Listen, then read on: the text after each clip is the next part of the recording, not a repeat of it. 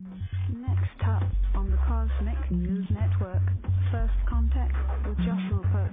Good morning, Earthlings. Good. How you doing today? Good. How you doing today? Welcome to First Contact Radio. Welcome to First Contact Radio. To talk about all these things I'm talking about is because in life, everything is energy.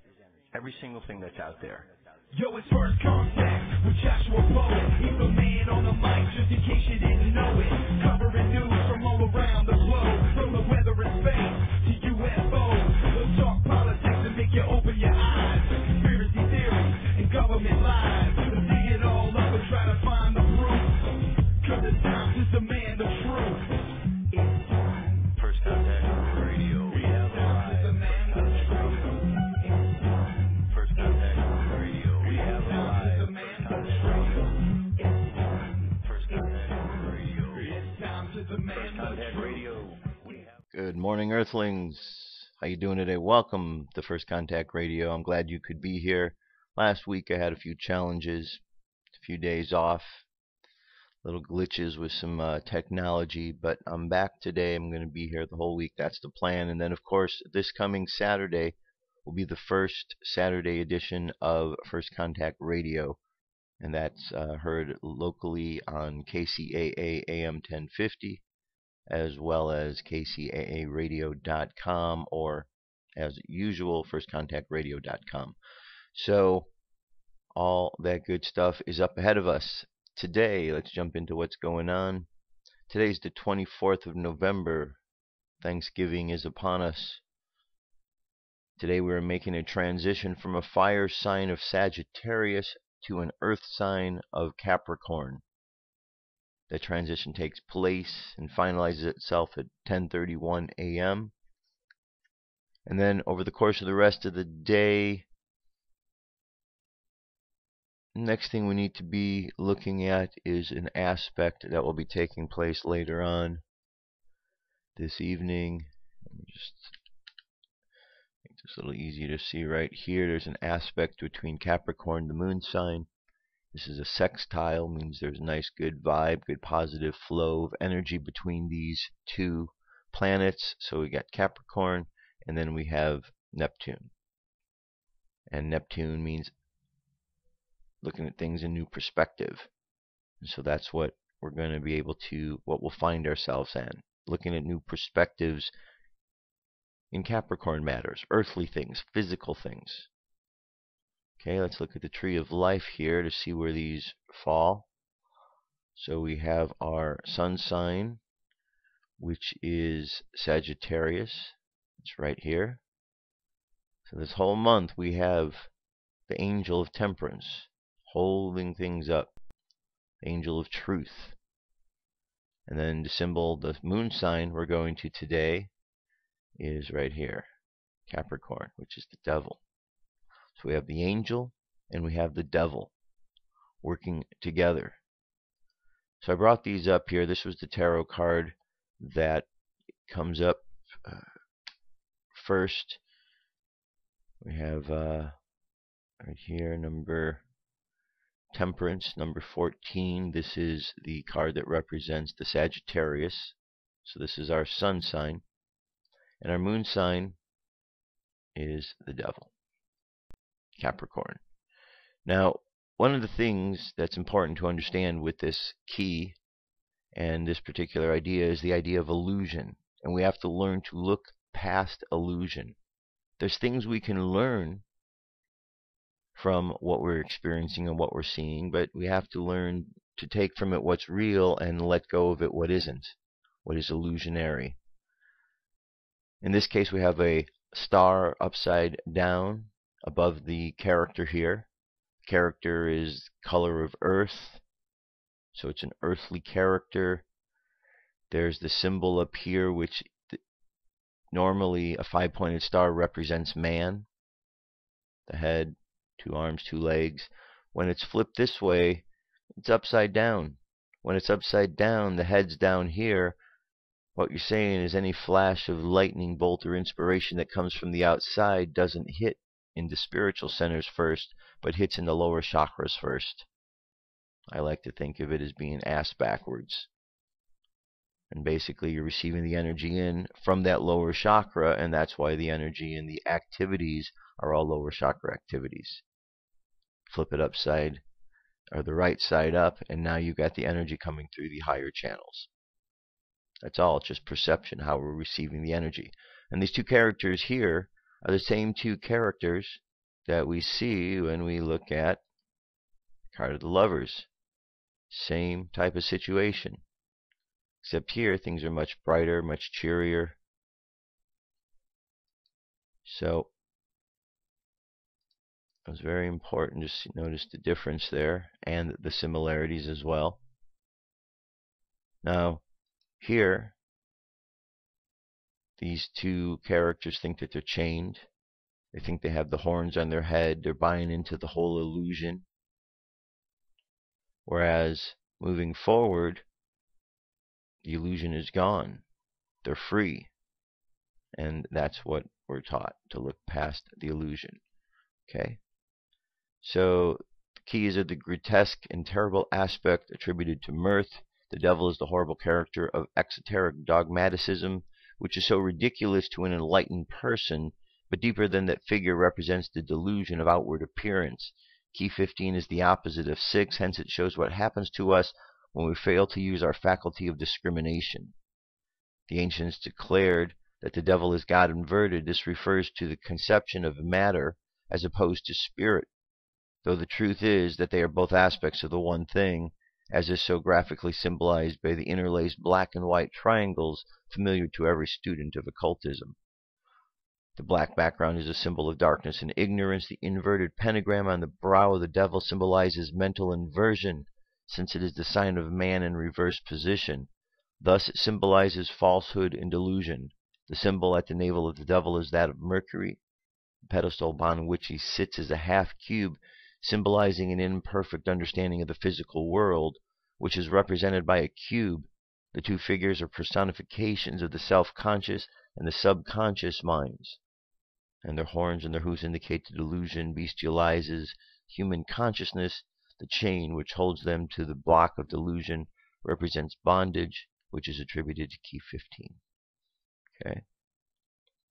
So that covers our sun sign, Sagittarius, Temperance, and our moon sign, Capricorn, the devil. Now our current moon phase here is 6% full.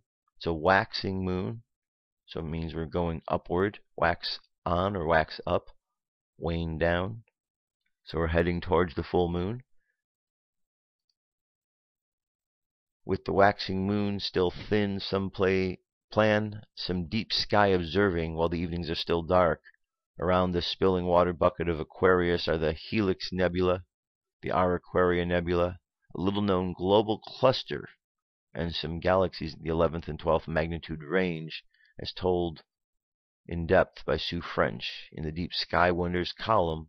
And here's a nice good article all about that for looking at the sky tonight. Now we're going to jump over here. We're going to take a look at the Dreamspell calendar. Today it's a 13-tone day, which is called the cosmic tone. The symbol is the dog, so it's getting ready to jump off. The phrase for today is, I endure in order to love, transcending loyalty. I seal the process of heart with the cosmic tone of presence. I am guided by the power of timelessness. One of the things I want you to notice in this particular system here is where we are right now. We're in the middle column. These 6 and these last 6 reflect each other. The middle pillar here is the center point around which everything revolves. So that's where we are. It's a place where a lot of cool things can really happen in that place. It's kind of like the void, but the center point. Anyway, I also want you to pay attention to this other date here, because we're going to talk about this today. You know, in the mornings I read to you about the dream spell, what the date is. But the dream spell and the Mayan calendar are different, what they're about. And so we're going to get into that today to look at that so that you can understand. This here is the count on the Mayan calendar. If you were to look at this, And I want you to understand how they're connected and how they are different. They are connected in that they both utilize a similar grid. The grid is a Zolkin that has 20 symbols and 13 columns. So there is a similarity in it, in the tools that are used and the studies. We're going to get into that a little bit more. Moving on, spaceweather.com, 380.7 kilometers per second. Planetary K-index is currently between 2 and a 3, a quiet range. We have our coronal holes, a thin space down here, something over here, but nothing directly facing us. 60% chance of an M-class flare, 25% chance of an X-class flare. And in the high, mid-latitudes, very low, 15% in the high latitude, some sort of geomagnetic storm activity. So, not a lot going on out there now, kind of quiet. And on the Jewish calendar, today is Tu Kislev, which is another month. So we're at the second day of this new month. We just left the month of Cheshvan, so now we're in a new one. And the daily thought for today is a childish enthusiasm. A child's enthusiasm comes in a storm, taking over the child's entire world. That is why when a child embraces a new, good trait, it enters forever. There you go. That gets us started for today. I'll be back. UFO News is up next.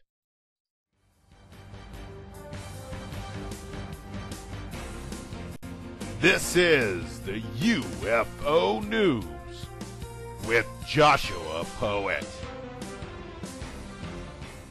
All right, Dirk. Thank you very much. So our first sighting comes to us from Pasadena, Texas, November 8th. All right, there's what we have there. Looks like a little grouping of them. I got a comment today about a UFO sighting in southeast downtown Dallas, Texas, November 19th. All right, there we go. The eyewitness says that group of 50 plus UFOs in daylight. I recorded them myself with my own phone around 12. The sun was out. It was a red light staring in the sky, and it appeared out of nowhere. At first they were not moving, just standing there, and I parked in the parking lot as they were making weird shapes and shining. Very interesting. Whole grouping of them. Okay, we're going to go from there to Massachusetts. Couple spots large, bright orbs over Duxbury, Massachusetts. Here's our location where we are. MUFON UFO Network case 61414. Features November 15th, 2014 report from an unidentified man who saw a large bright orbs together with his wife as they moved across the sky in succession. The report says if a plane was the size of an ant, the glowing orange spheres looked like the size of a penny. Found at ground 1:15 a.m. over Duxbury, Massachusetts. Home on November 8th, UFO traveled from west to east across the horizon and disappeared. The wife first noticed the unusual object or light in the sky while lying in bed and reading. She alerted her husband upon thinking that she spotted a UFO. The orb seemed to move in a tremendous speed, about twice the speed of an airplane. It also maintained a consistent flight pattern while moving at lower altitude than a typical aircraft. The couple failed to see any features of the object, and they only managed to see a dazzling orange orb. The husband claimed to be familiar with Chinese lanterns, and he's certain that the object was not a lantern. He reported that the object maintained a uniform speed and its brightness and color did not change. He further explained that the orb did not produce a trail or halo and moved silently. As soon as the orb was out of sight or disappeared to the eastern horizon, another similar ball appeared in the western sky and went the same flight path across the sky. The second orb also vanished to the eastern horizon. 4 identical lights observed by the couple traveling to the opposite horizon and disappeared. Okay. Next, we're going to go to Charlottetown, Canada. When Blanche Ward of Charlottetown stepped outside of her door on Monday afternoon, she spotted something unusual. There were two small trails of smoke slowly flying high across the sky. Ward immediately rushed back to her house, grabbed her camera. When she zoomed in and took her shot, she saw a small red dot with two lines of smoke trailing behind. She had the object remain in the sky for 1 or 2 minutes before dropping below the horizon and out of view. It is presently unconfirmed what the object was. Ward immediately suspected that it was a meteorite or piece of space debris. Very interesting indeed. It does look like some sort of debris that seems to be on fire as it flies through the atmosphere.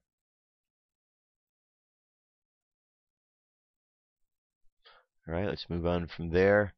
Next, we're going to jump over here to by the corona of the sun. Here we have an object. There you go. You can see something here. Giant object passing near the corona of the sun. November 19th. Okay, it's a 1 minute and 19-second video. Okay, just watch the arrow, and you shall see.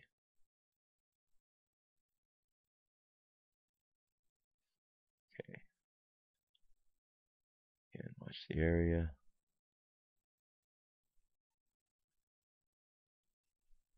Right, you're going to really need to take this and enlarge the screen. You'll see it much better when you do. It's definitely some object out there. Alright, that's up by the sun. Let's move on from there. Here we have a UFO expert claims he received unaltered photos of alien autopsy. UFO enthusiasts have been intrigued with the secrecy of Area 51 for decades, but the speculation of aliens and UFOs in the secret facility has widely written off a case of mistaken identity.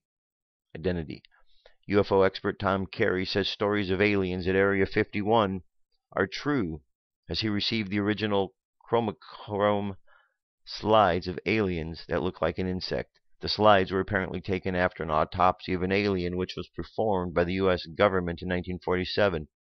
A woman reportedly sent Carey the images of aliens from the Roswell incident. This woman, according to Carey, was involved in the U.S. intelligence agency. Carey claims that they contacted Kodak historians to ensure the authenticity of the pictures. An apparent alien body can be seen in the Kodachrome color slides. According to Carey, he says that the slides were verified by an official Kodak historian as unaltered 1947 Kodachrome. According to Carey, there is an apparent difference between previously disclosed photos or videos of aliens from Area 51 and his photos. Carey says the aliens in his photos are 3 to 4 feet tall. They have insect-like heads with the body that likely underwent autopsies. He explains that innards can be seen in the photos. Carey plans to release the images early next year together with his findings. Okay, very interesting. And one last piece here. A lot of news stories I bring from this UFOsightingsdaily.com. So this is the gentleman, Scott C. Waring, and he's got a bunch of questions that he normally gets from people. So I thought these were interesting. He said, hey, this is really overwhelming. My site is about to hit 20 million viewers mark. Let me say thank you to each and every one of you for visiting. I really appreciate having others come to visit with the same interests. A little known fact, the first few posts I made on my site 5 years ago were actually poems of the city life, getting 5 to 10 views a week. I don't often talk about myself because the insignificant alien evidence is more important. Also, I want to stop for a second and answer some common questions. Okay, so why do you do this site? Most people ask me this, and they never seem to like the answer. I do it to raise a level of awareness of humanity about the things going on around them. Are you making money with this site? No, not at all. No Google ads or anything. If you see any ads in the videos, it makes money, or YouTube for some other reason who posted it, but not me. It's not important. The learning is. I choose to be a teacher back in the 6th grade. Did you make this site to make money with your books? LOL. No. I wrote the books to impress my son, which failed miserably. I used his name as the main character, except the UFO book. I get checks from the publisher. I cashed the first few. Okay. If you don't make money, what are you gaining from all of this? Knowledge. I am learning with you.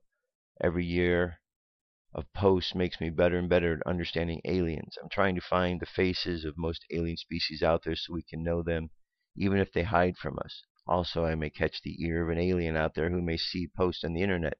It would be nice to meet an alien species. Why don't you debunk the UFO sightings to help others tell which are real and which are not? He goes, well, I have a master's degree in counseling education, and I use it on the site. What I mean is if I mention a hoaxer and announce to the world that he is a fraud, it only elevates his fame on the net. As Madonna said back in the 1960s, any publicity is good publicity. Or in the 80s, she was right. So I refrained from talking about the numerous sites on YouTube video channels that make fake sightings. Instead, I try to avoid them altogether. Have you ever had a UFO sighting? Yes, a few. But I've never had a camera to catch the biggest ones. What's your easiest way to catch a UFO? He said take 30 minutes for 7 days to watch the sunset. Record anything unusual and look at it later on the computer. The larger computer screen allows you to see more detail, and UFOs are most often seen during sunset. The setting sun angle is 90 degrees more on one side of the UFO, causing it to become visible for 30 seconds to 12 minutes. Also, the term sundog was invented by the U.S. government to confuse the public from knowing the truth. These so-called sundogs are actual UFOs. 8. I have a video. How do I send it to you? It is best to send it to the world by uploading it to YouTube. Also, put it in HD and put the words UFO sighting with the location, date, and at least one paragraph of your eyewitness testimony of what you experienced. Most UFO researchers search YouTube daily for the newest videos. Can't I use information photos? Okay. And why do you teach? That's a good question here. I wanted to be a teacher since I was in 6th grade. I've always wanted this. Just last week, another teacher saw me here in Taiwan and asked why I was always smiling. I told him I love what I do. When I graduated from ISU as a teacher, I had a single thought in my head to change the world. I did, and I am still changing it for the better by teaching classes with kids aged 3 to 15 English. Hey, and this site makes a big change itself. But this site is more of you than just me. It's all of us looking for the truth on our own. So very good. So that's a little bit about Scott, who runs this site. We get a lot of sightings from there all the time, so it's always good to know who is behind it. Very dedicated teacher and ufologist. So thank you to Scott for all of his info that he shares. And that is our UFO news for today. I'll be back in a moment, and we'll continue on. Live First Contact Radio. It's time to demand the truth. Come into our circle, Great Spirit. Fill our souls with peace.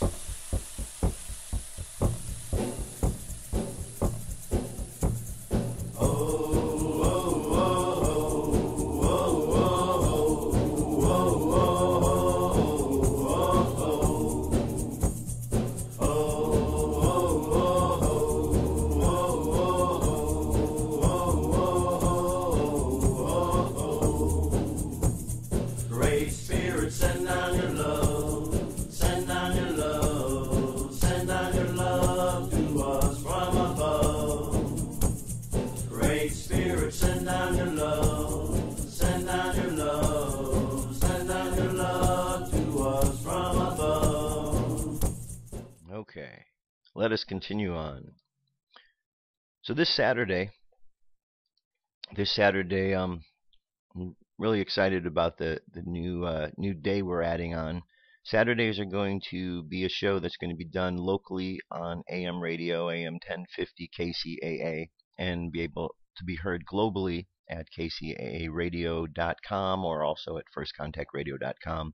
And it's a 2-hour show, First Contact Radio 2-hour show. It'll be a live call-in show. So if you have questions, you want to call in so we can discuss some of these subjects together, I'd really like that. I know I've gotten many emails and comments from you over the years saying that you'd like to have an opportunity to call in and participate in some of these discussions that we have. So this will be the time starting this Saturday. The live show is from 6 to 8 p.m. Pacific time. And there's a live call-in number, 888-909-1050. So just check out the show, but I'll talk about it more during the week. So for today, what I wanted to bring up for a subject was the discussion about the Mayan calendar and the Dreamspell calendar, because every day at the beginning of the show, I bring up and I discuss, let me bring this up, I bring up and discuss this calendar right here, the Dreamspell calendar. And over the years, there's been a lot of discussion about the Dreamspell versus the Mayan calendar. Some say that some really distance themselves from one and they only look at the other, and there's a lot of discrepancies. So I want to look at these things and why I look at this calendar and what it is about this that I find is important, as well as what is important about the Mayan calendar. Now, one of the things I pointed out today, and that is included on this Dreamspell calendar, is not only the Dreamspell date, but the Mayan calendar date. And this is according to the long count of the Mayan calendar system that's out there. And first thing we notice is they're different. Okay, this date is a cosmic dog. This one would be the 5 Akbal, or would be overtone night. This would be 13 dog. I don't remember what the name for dog is, but this is the 10th symbol. So right off the bat, there's a difference here. So here's an article which I found very interesting on the subject. I've been really looking over this for years and just understanding it. And this really is a good summary. It says, the first Mayan calendar I discovered was Tortuga's Dreamspell calendar. I and my friends were continuously blown away by how well this calendar worked. Our galactic signatures were bang on, our wave spells were always intense and significant, our 13-year cycles, oh so accurate. Our 4 revolving theme years, very telling and true. In a nutshell, Dreamspell worked. Then along came the classic Mayan calendar. Just as Western astrology is divided, we have the surrealist and the traditional, so is the Mayan calendar community. I wondered how the classic Mayan calendar would fit into the big picture for me. I was not about to give up being the white crystal mirror, which was my Dreamspell galactic signature, for anything, because it deeply resonated with me. But being a both and kind of person, my mind was open, and after all, we were continuously co-creating our reality, or so I thought. What can I learn from this classic calendar? It occurred to me that in the physical world, we are exposed to duality, yin and yang, male, female, sun, moon, 2 parts of the whole. I remembered that palmists read the left, female, and the right hand differently. And indeed, if you look at the lines of your left and your right hands, they are different because they tell a different story. The right side of your brain rules the left side of your body, the female being Venus, and the left side of your brain rules the right side of your body, which is the male doing Mars. This led me to the thought, well, why can't our Dreamspell signature relate to our left hand and our classical signature relate to our right hand? And instead of living in only one realm, we are to be integrating the male and the female into the whole, bringing the male and female energies, integrating and blending the old and the new. Your Dreamspell signature represents your potential, your destiny. It is the innate feminine aspect of yourself that is pregnant with the knowledge that you are being yourself now. Your classical signature represents how you get your potential, what you must do, what action you must take. It is the masculine aspect of yourself that knows what you must do in the real world to truly fulfill your potential. I formulated this idea and then checked to see what I was according to the classical Mayan calendar, and wow, again I was totally blown away. Of course, synchronicities abound. I found out that in the classical I was the blue overtone storm. Just 2 weeks earlier I had pulled just 2 of the Mayan Oracle cards, and guess which ones I pulled? You got it, Blue Storm and Overtone card. Nuts, huh? So I knew I was on the right track. Perhaps you will find it interesting too. Also, I discovered that during this string of gap days from November 10th to November 19th, a very interesting period of days for many people, the veil was thinner and this possibly fell in my lap. I thought this was interesting too. So, here's something to get you started here. So, what we have basically is you have a system here. You have the Mayan long count calendar system. And the Mayan long count calendar is a system that has been continuing as a count since 3114 BC, from what we understand. The Dreamspell calendar is a calendar that Jose Argelis took and kind of evolved his information from his understanding of the Mayan calendar. That is why in common you have the Tzolk'in. Okay, let me pull this up again here. So the common thing you have with his system is the Tzolk'in. Now, here we have Jose's site. This is the foundation for the law of time. He felt that there was a need to make a change in this calendar because over the course of the years, with so many changes taking place in the way that we looked at time, that things were off on calibrating the Gregorian calendar with the Mayan calendar. Not saying the Mayan calendar was off, saying that the calibrations of the Gregorian were off. So he proposed to fix that. And that was what he understood. He understood himself to be a incarnation of Pakalvatan, who was known as the Lord of Time. So this 13 moon calendar, this dream spell, says the 13 moon 28-day calendar is a new standard of time for all people everywhere who desire a genuinely new world. If the calendar and the time we follow is irregular, artificial, and mechanized, so becomes our mind. As is our mind, so our world becomes, as is our world today, irregular, artificial, and mechanized. But if the calendar we follow is harmonic and in tune with natural cycles, so also will our mind become, and we may return to a more spiritual and harmony with nature. The 13 moon calendar synchronizes solar and galactic cycles on July 26, correlating with the star Sirius. Each of the 13 moons has a power, action, and quality which defines an annual program to synchronize our consciousness with the galactic cycle. As a perfect measure of cosmic time, the calendar is actually synchronometer, an instrument for measuring synchronicity. Follow daily gives us a new lens with which to perceive events. In the new time, synchronicity is the norm.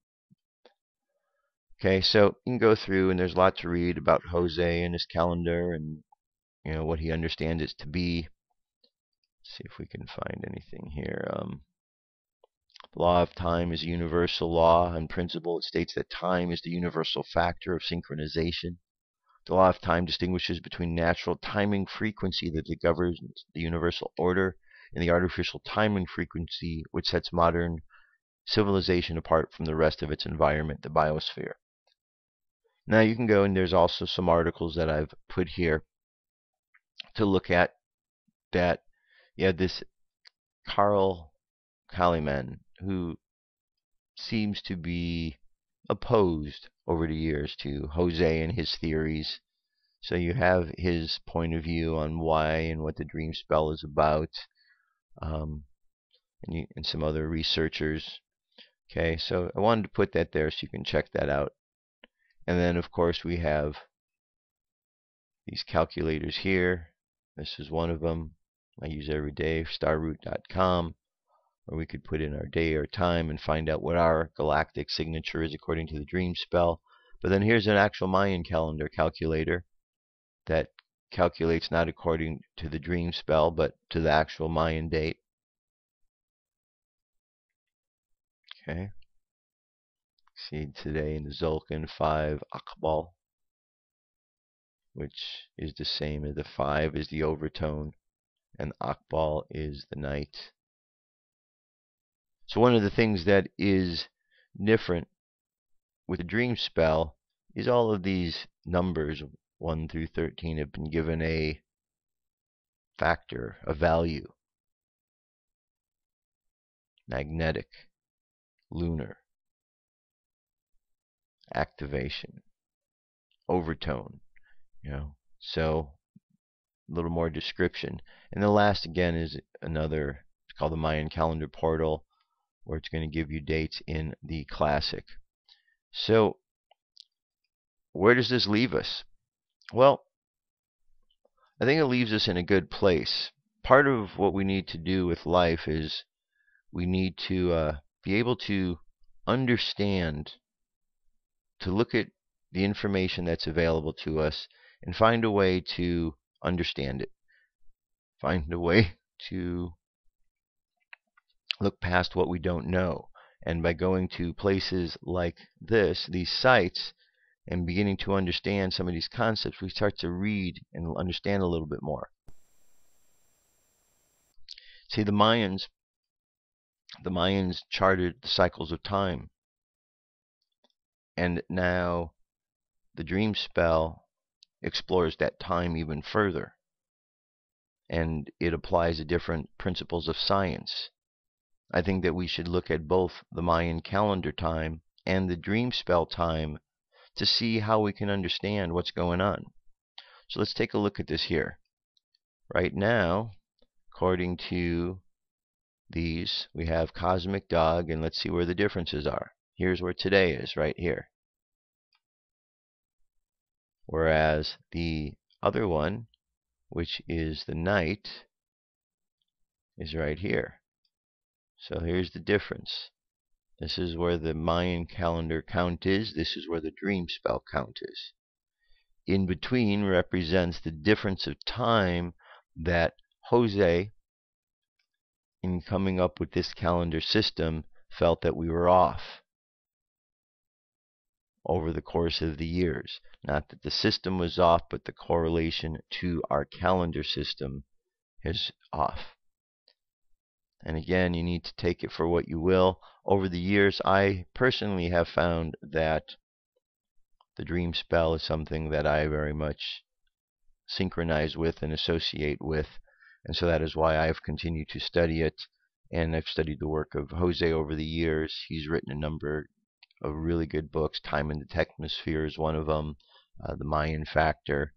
And you can really see what his studies are about. He really takes in the Mayan calendar, and he really kind of applies a concept to it that really gives it this cosmic edge that it didn't have before.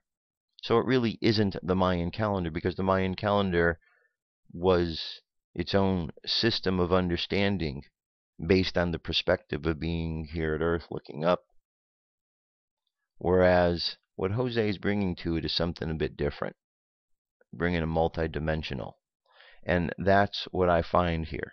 So I like to imagine going through life, and that we have several different ways of telling time, and that the more ways we can look at them, the better, because we're told that time is very significant to us. So if we understand what the time was on one system, the Mayan system, and then we understand how perhaps the dream spell has made some adjustments or evolved that system on. Some may argue and say, well, can you really evolve the Mayan calendar system on, because it is a system that is in place and it's not meant to be evolved? And maybe that's the case. But maybe what needed to happen was there needed to be something new added to it, a new piece of the puzzle. There's always new science, new wisdom that we gain as we move through time and life. So it's very possible indeed. So take some time, go through these various sites here, and just see if you can see what you think of this. There's a lot of great site here. A lot of great information here at Jose's site. Go check out the site. Carl Kellyman has a site. He has, books, and he's, a very good researcher. And at the end, You know, Jose ended up writing stuff in one of his books as, I believe, a foreword to it. So definitely something to check out. But it's one situation that, one thing I do know. December 2012 came and went, and the Hollywood version didn't happen. It wasn't expected to happen. The Mayans didn't say that was going to happen. Jose Arguelles didn't say that was going to happen. We've gotten past that point, and now that things have occurred in different ways than some of the researchers thought might happen, it's given us a chance now in retrospect to see what really did happen. And there has been a change and a shift, and our place in the cosmos is different, and the energy around us is charged in a little different way. So we have made some adjustments. We are moving along. So there was important information of where we came. And that long count calendar, we're told, ended on that date. So something new had to begin from that point. If something is going to end, something new begins. And that's where we're at. And the study of this dream spell talks about a new understanding. So let's find a way to take that old understanding and see how it correlates to the new. Because it doesn't hurt us to understand something more. And just because there are those out there who have issues with the messengers doesn't mean that the message isn't pure. So we need to make sure that we don't get caught up in the messengers. It's important that we know who they are and that they have a sense of integrity about what they're doing. But we also want to look at the message. And I think there's a lot of great information from both the Mayan calendar system and the dream spell system that we could look at, that we could learn from. So I always am also reminded that Maya, one of the meanings of it is illusion. So even with all of what's going on, I still come to think how all of this plays a part of this grand illusion. And so today, going into a Capricorn moon, which is teaching us to look past illusion, I think all of these subjects really have a lot of food for thought that we can gain, a lot of information for us. All right. So there you have it. That is the Mayan calendar, the Dreamspell calendar, and my thoughts on them. All right, we're going to move to an article now. This is an article over at In5D. This article is called Soulmates and Twin Flames. What are they, and how do we find them? A lot of people are asking this question, want to know if they're real even. The question of twin flames and soulmates is a common question asked by many, as the idea is one of few particular souls being intimately involved in our evolutionary journey can be fascinating. So do they exist? Let's explore the topic further by stating from the basic understanding of life in the universe.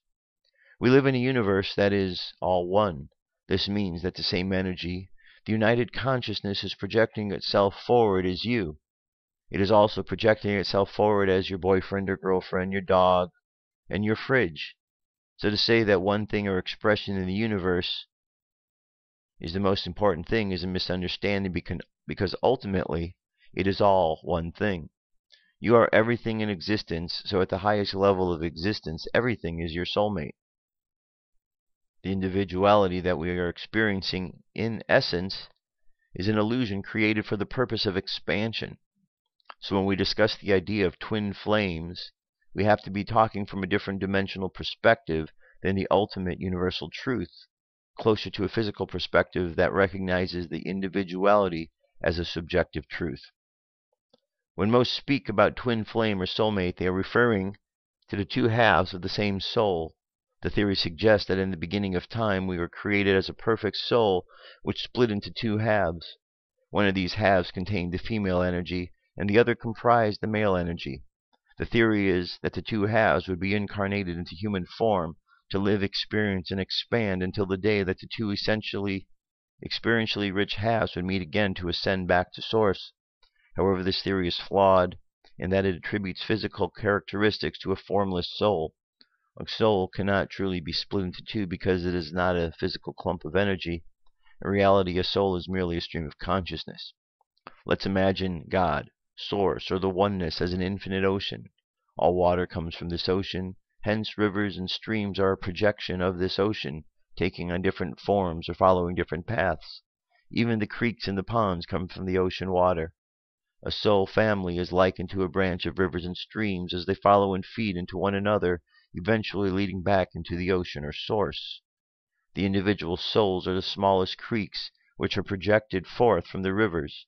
These creeks can exist simultaneously in different areas, just as your soul can express itself as different things all at once.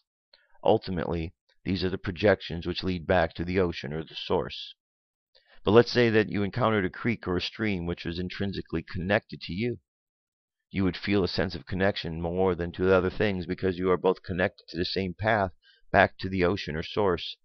This is where we are all headed eventually, so when you are in full alignment, when you meet these people who reassure that you are on the most appropriate path back to source, that is, when you meet your soulmate or twin flame, you feel a deep sense of connection and understanding.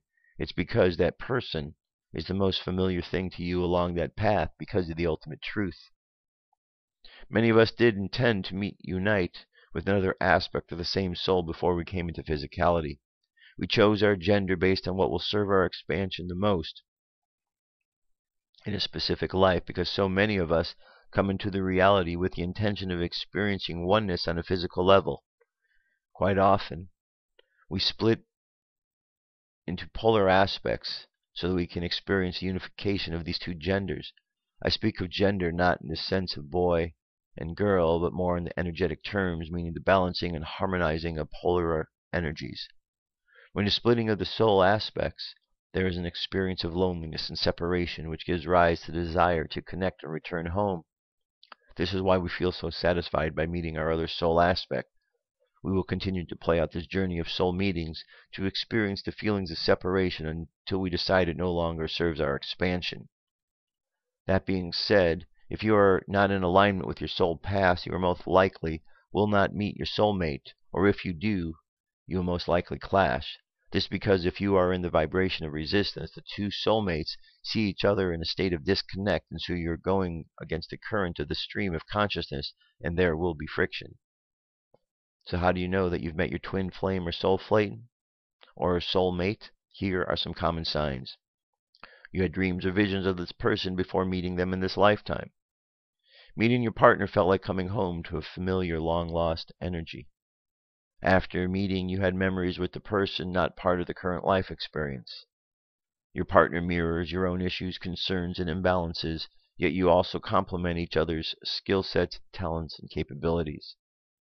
You feel each other's illnesses, emotions, and struggles even when you are not near each other. Your functioning may seem impaired or less spirit optimal when you are not near each other. It physically hurts when you are not together. When you are together and in balance, you feel stronger and more capable than you've ever felt. You feel united to serve others of the world. You are accepting of your partner's otherwise intolerable aspects. You meet your partner after having to accept some measure of self-expansion or self-approval. You likely met when you were least expecting it, having an intense level of friendship on top of the sexual attraction. In order to expand each other and harmonize, you push each other's buttons to test each other's limits, so you become the highest version of yourself. Friends, family, and others are reflected, humbled, and moved by your relationship.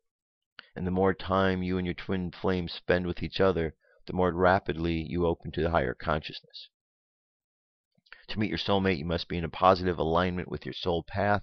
This means making a drastic type of change to the relationship with yourself, a dramatic improvement in the way that you treat yourself, a dramatic improvement in the idea of self-worth, or dramatic improvements in the level of commitment to one's own happiness.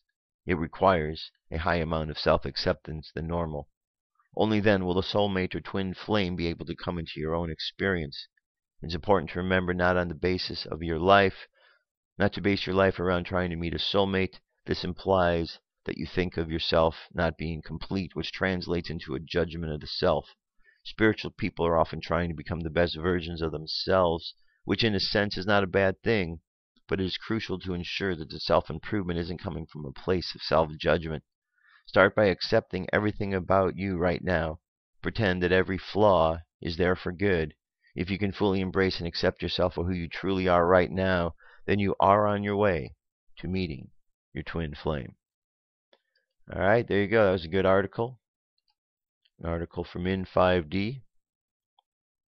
So if you haven't met your other half out there, I hope that you do. All right, let's jump over to our channeled message for today. This comes to us from Hilarion. Here we go. Hilarion. By Marlene Swetleshoff, November 16th through the 23rd, 2014. Hilarion. Beloved ones, each of you is going through a process of self-evaluation and re-evaluation. You are looking at all the patterns such as addiction and noting which ones need to be replaced with something that is more conducive to the path that you are on. In all things, it is a matter of balance, not necessarily the need to give up something that you enjoy indulging occasionally, just becoming aware that you have the detachment necessary to walk away when it is time. The energy downloads are bringing up areas that you might not necessarily have wanted to look at objectively to this point. Love is the answer in these instances, the understanding and compassion for one's underlying needs that want to be acknowledged and met. The concepts of right and wrong, judgment and criticism, blame and shame, these are all human perceptions that have been assimilated into your thought processes from the time you came into this world as an innocent and wide-open child, ready to experience all the wonders of life on this planet in all of its many variations. The prospect of giving up those things that stand in the way of full integration with your higher aspects is daunting. This is where endpoint visualization on that which you wish to experience is most helpful for you, and this can be done many times each day. It will help you to remember your higher purpose as you continue to progress in the mastering of the elements that comprise the human experience. As you work upon the refinement of duality, let it not become so weighty that you lose your perspective. Make time and take the time, for frequent breaks from your dedicated efforts. When you do this, you come back refreshed, revitalized, and regenerated, filled with renewed enthusiasm and passion for your projects and goals. The fire within you that aspires to greatness of spirit and creation burns brightly once again and moves you forward on your noble quest in the search for higher meaning in life. Enjoy the benefits of all that you've created and relish it. You know that you can create more, and you've learned how to give and are now learning to receive and keep the flow of energy moving through your life. Appreciate all that you have manifested into your life and seek to be in balance with all of it. Celebrate life and all the infinite potential that each new day brings to you, on all the wonders that you are given. You have everything you need to be happy and fulfilled, and there is always more than one option available to you in moving forward. You simply need to look from a different angle and perspective to discover new possibilities for your life. As you open your mind and heart, you'll see the unlimited potential that resides within you. The next step on your journey is the surrendering of your human will to the divine will in a greater heart opening. Trust all that is unfolding even as you experience all the emotional and physical occurrences that take place. Allow the universe to nurture and support you and feel its loving energy to flow through and embrace you. Observe your mind and the words that you say about yourself. Make it your objective to become your own greatest ally and friend. Be as kind and forgiving of yourself as you are of others who are also going through their own initiatory experiences. As one who is here on earth to give assistance to others, loving yourself with compassion and nurturance is one of the greatest soul lessons on the journey of physical incarnation. If you do not have your own needs met, then it is most difficult to give of yourself in service to others. As you release all that no longer serves and nurture yourselves, you are creating the space for your inner abilities, gifts, and power to awaken within you. Feel into these as you become aware of them and begin to experiment in the utilization of them. Allow your inner light and goodness to shine as your inner treasures and gifts of spirit come into your awareness. The energy downloads are assisting with this process of uncovering what lies within you. It is important to stay grounded and clear. Keep your daily life as simple and uncluttered as possible and give yourselves quiet time. Until next week. I am Hyla. Alright, very good. I like the messages from Hyla Ryan. I like all the messages. I think they're very, we live in a world where there's lots of opportunity for us to really understand what the universe is saying. And the universe communicates to us every single day, every single moment. And when we remember that, then we remember that the opportunities we have to continue to grow are always available. So it's pretty cool. Pretty cool. And there's always these messages when we hear, aren't they similar? Even they're from different sources. There's a similar thread, and they're all talking about this great change that's upon us. So either these messages are all part of the illusion, or there's something real.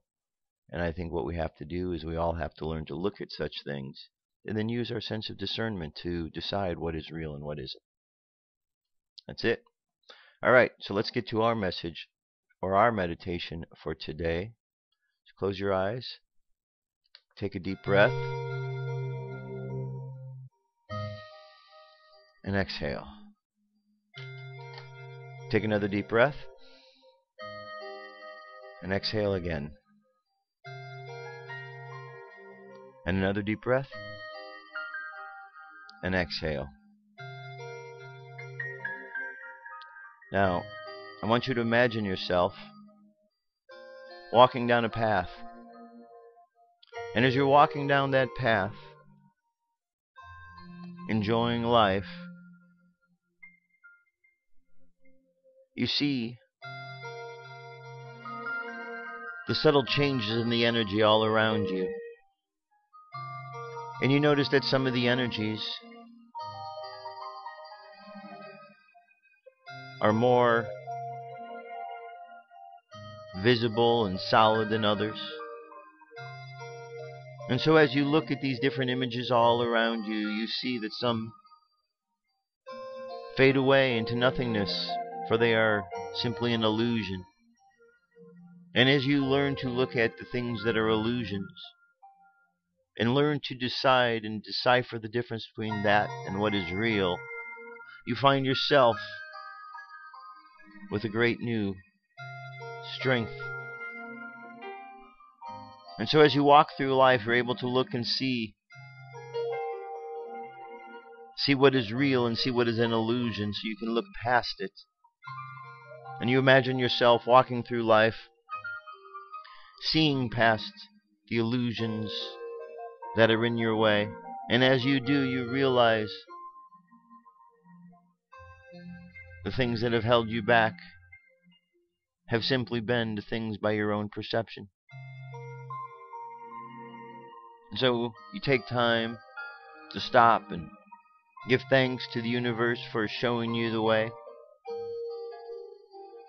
You give thanks to the illusion for also showing you what you need to know.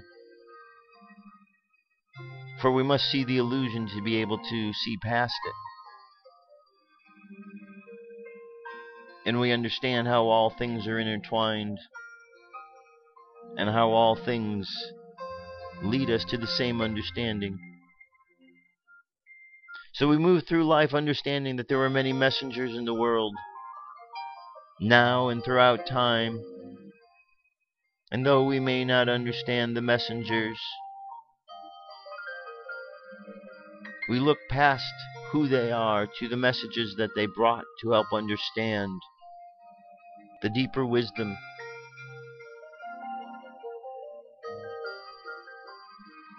And we understand that the universe itself provides an opportunity for all to deliver important messages into the world. Even for someone who may feel flawed, the universe still gives you the opportunity. So all we have to do is pay attention. So let's imagine ourselves going into the world, moving past the illusions that we see before us. And once we see past the illusion, we see clearly the reality. that helps us move clearer and more focused along our path. So imagine yourself moving along the path, and let's contemplate the words of today's affirmation. I am thankful for today. And just imagine yourself walking along the path, feeling thankful. Feeling thankful. And just send that thankfulness out into the world. Imagine yourself hollering thank you to the universe, sending out love and light along with that thankfulness. Let the subconscious mind continue on that journey of sending out love and light and thankfulness. And let's bring our conscious mind back to the present moment on the count of 3. 3, coming back to the present moment filled with confidence. 2, coming back to the present moment filled with faith. And 1, coming back to the present moment happy, healthy, and whole. Happy, healthy, and whole. Take another deep breath. Exhale.